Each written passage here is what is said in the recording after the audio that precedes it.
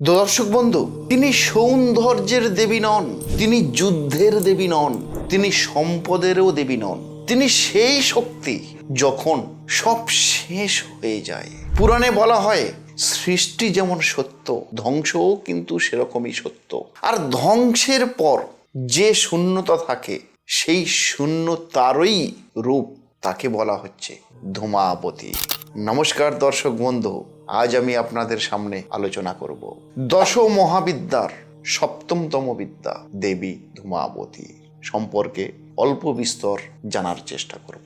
আর এই রকম অজানা সাবজেক্টকে জানতে গেলে শুধু চোখে দেখলে হবে না, কানে শুনলে হবে না, তার সাথে সাথে একটা কাজ আপনাদের করতে হবে। সেটা হলো চ্যানেলটিকে সাবস্ক্রাইব করে পাশে থাকা বেল আইকনটা প্রেস করতে হবে। কারণ আমার এই চ্যানেল আলোর দিশারি চ্যানেলের মূল উদ্দেশ্য হলো অজানাকে জানা। আর সেই অজানাকে জানতে গেলে বা জানতে হলে এই ছোট্ট কাজটা আপনারা করে রাখুন। কারণ আমি আমার এই চ্যানেলে সফর সঙ্গী হিসাবে আপনাদেরকে পাশে চাই, যাতে আমি মূল উদ্দেশ্য পূরণ করতে পারি আপনাদের সহযোগিতায়। কারণ অজানাকে জানতে কার না ভালো লাগে? যারা কৌতূহলী মানুষ, যারা বুদ্ধিদীপ্ত মানুষ, যারা শিক্ষিত মানুষ, অবশ্যই আপনারা আমার এই সফর সঙ্গী হন। তো মূল আলোচনা হলো দেবী ধূমাবতী। তিনি একমাত্র মহাবিদ্যা যিনি রূপ নিয়েছে বৃদ্ধার, এবং তিনি বেশ ধরেছেন বিধবার। কুৎসিত রূপে তিনি প্রকাশিত হয়েছেন এবং তার বাহন হিসাবে তিনি রেখেছেন কাককে। কাক অর্থাৎ ধূমাবতী দেবীর বাহন হলো কাক।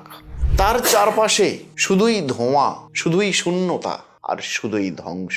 তন্ত্রশাস্ত্র মতে তিনি হলেন সেই শক্তি যখন সবকিছু মানুষ হারিয়ে ফেলে বা সবকিছু মানুষ শেষ করে ফেলে। তিনি হলেন সেই শক্তি। আজ আমরা জানবো ধূমাবতীর দেবীর সেই গোপন কিছু সত্য। এই ধূমাবতী দেবীর সৃষ্টি সম্পর্কে কিছু গভীর আলোচনা রয়েছে, সেটা বিভিন্ন শাস্ত্রে রয়েছে। এর পিছনে একটা সুন্দর কাহিনীও রয়েছে দর্শক বন্ধু। কাহিনীটা কিরকম? একসময় দেবী পার্বতী ভয়ঙ্কর ক্ষুধায় কাতর হয়ে উঠলেন। ভগবান শিব তখন ছিলেন ধ্যানে মগ্ন। তার ক্ষুধাটা এত তীব্র হলো যে মাতা পার্বতী আর অপেক্ষা করতে পারছিলেন না, এবং সেই ক্ষুধার জ্বালায় সহ্য করতে না পেরে হঠাৎই আচমকাই ধ্যানরত ভগবান শিবকে তিনি গিলে ফেললেন মুহূর্তের মধ্যে। যখনই ভগবান শিবকে তিনি গিলে ফেললেন, তখনই মাতার শরীর থেকে ধোঁয়া নির্গত হতে লাগলো বা ধোঁয়া বের হতে শুরু করলো। যখন ভগবান শিব পুনরায় বের হলেন, তখন তিনি সম্পূর্ণরূপে পার্বতীকে ত্যাগ করলেন। ঠিক সেই মুহূর্তে মাতা পার্বতীর রূপ বদলে গেল এবং তিনি হয়ে উঠলেন একজন বিধবা হিসাবে, এবং ধূমাবতীর চরিত্রে তিনি পরিস্ফুটিত হলেন। দেবী ধূমাবতী এমন এক মহাবিদ্যা যিনি সম্পূর্ণরূপে হয়ে গেলেন বিধবা। বেশ সম্পূর্ণরূপে হলেন অলংকারহীন, অর্থাৎ দেবী ধূমাবতীর শরীরে কোনো অলংকার ছিল না। তিনি হয়ে গেলেন বৃদ্ধা, তিনি হয়ে গেলেন কুৎসিত। কারণ একমাত্র তিনিই প্রতিনিধিত্ব করেন বা তিনি মানব জীবনকে জানান জীবনের শেষের কাহিনী। যখন জীবনের শেষ হয়, তখন সৌন্দর্যের অবসান হয়, সময়ের ক্ষয় হয়। পুরাণ শাস্ত্রে এটাকে ব্যাখ্যা করেছে তিনি হলেন অপ্রিয় সত্যের দেবী, যে সত্য মানুষ দেখতে চায় না, যে সত্যের মানুষ সম্মুখীন হতে চায় না, যে সত্য মানুষ বুঝতে চায় না। মাতার এই রূপ দেখে দেবতারাও ভয় পেয়ে গেছিলেন। শাস্ত্র অনুযায়ী, পুরাণ অনুযায়ী, দেবতারা যখন প্রলয়ের আগাম আভাস পান, তখন সম্পূর্ণ ব্রহ্মাণ্ড, সম্পূর্ণ আকাশ ধোঁয়ায় ভরে ওঠে। আর সেই ধোঁয়ার মধ্যেই আবির্ভাব হয় দেবী ধূমাবতী। তিনি হাসেন না, তিনি আশীর্বাদও দেন না, তিনি শুধু দেখেন। কারণ তিনি একমাত্র জানেন বা তিনি একমাত্র ব্যাখ্যা দেন জীবনের সব কিছুই একদিন শেষ হয়ে যাবে। এটাই ধ্রুব সত্য। এখন প্রশ্ন হলো যে এই ধূমাবতী দেবী তার বাহন হিসাবে তিনি কাককে কেন রাখলেন? তিনি তো অন্য কোনো পশু, অন্য কোনো পাখিকে রাখতে পারতেন, কিন্তু কাক কেন? শাস্ত্রীয় ভাষায় বা পুরাণে এ সম্পর্কে বিস্তর আলোচনা রয়েছে।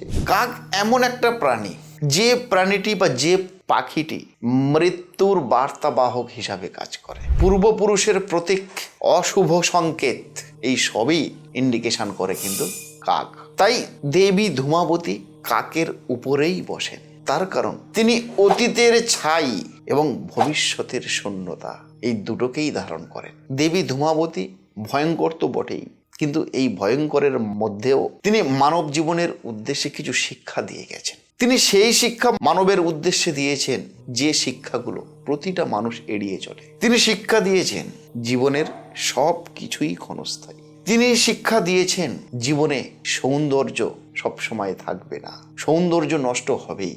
তিনি শিক্ষা দিয়েছেন রিলেশন বা সম্পর্ক চিরজীবন অটুট থাকে না, সে সম্পর্ক কোনো না কোনো দিন ভাঙবেই। তিনি শিক্ষা দিয়েছেন মানব জীবন একদিন না একদিন শেষ হবেই। যখন জীবনে সবকিছু ভেঙে পড়ে, মনে রাখবেন প্রতিটা ধ্বংসের পরেই সৃষ্টির বীজটা কিন্তু বপন করা হয়, প্রতিটা ধ্বংসের পরেই। আর সেই ধ্বংসের অন্ধকারে নিঃশব্দে অপেক্ষা করেন দেবী ধূমাবতী। আর যদি এই ভিডিওটা আপনাদের মনের মণিকোঠায় যদি লাগে, তাহলে এখনই চ্যানেলটিকে সাবস্ক্রাইব করে পাশে থাকা বেল আইকনটা প্রেস করে রাখবেন।